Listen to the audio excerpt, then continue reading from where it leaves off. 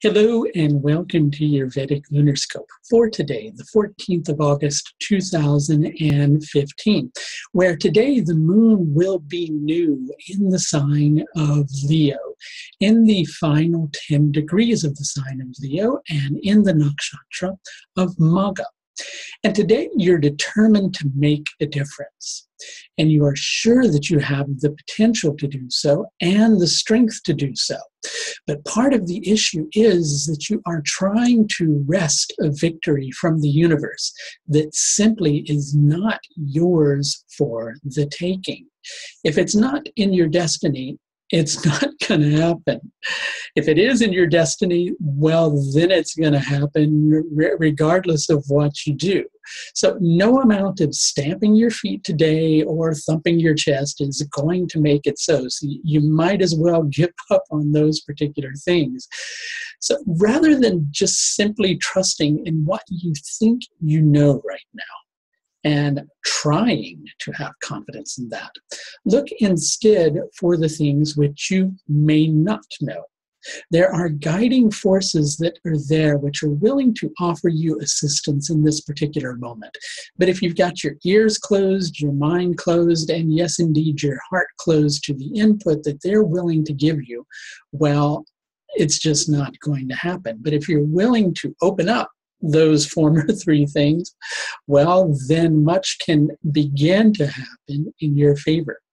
Magha is an Artha-driven nakshatra. It wants to achieve a goal.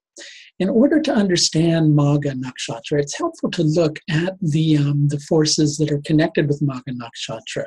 The deity that's connected to Magha, as there is always a deity that's connected to every nakshatra, are the Pitris, or the ancestral deities.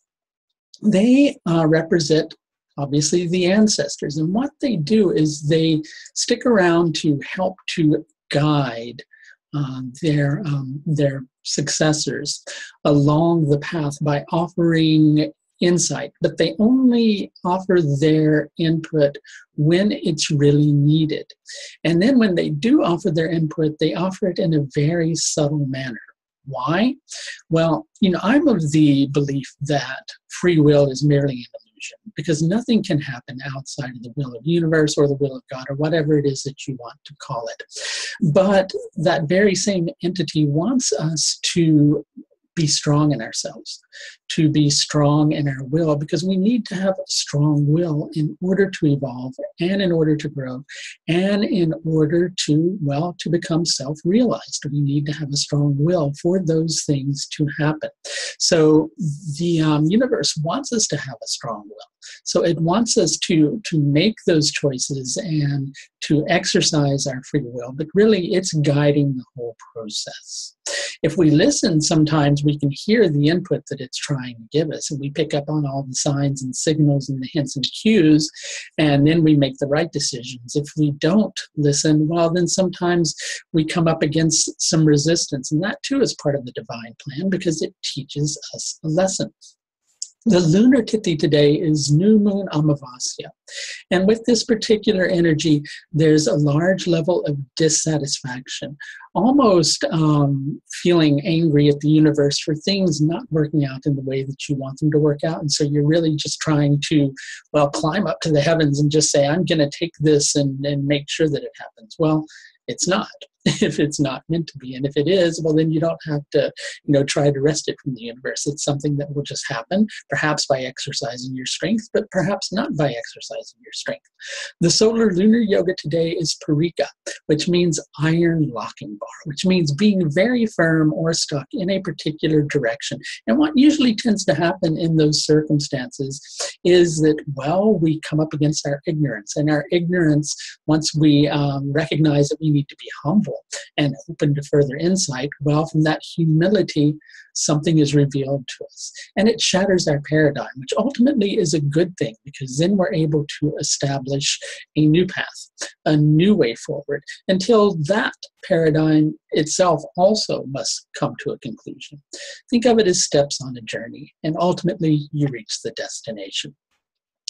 If you need a little bit of help with a particular problem or a particular set of circumstances, or maybe understanding the meaning of those sets of circumstances, I do offer several tiers of astrological service, and they are available through the link which you will see in the lower left-hand corner of this video.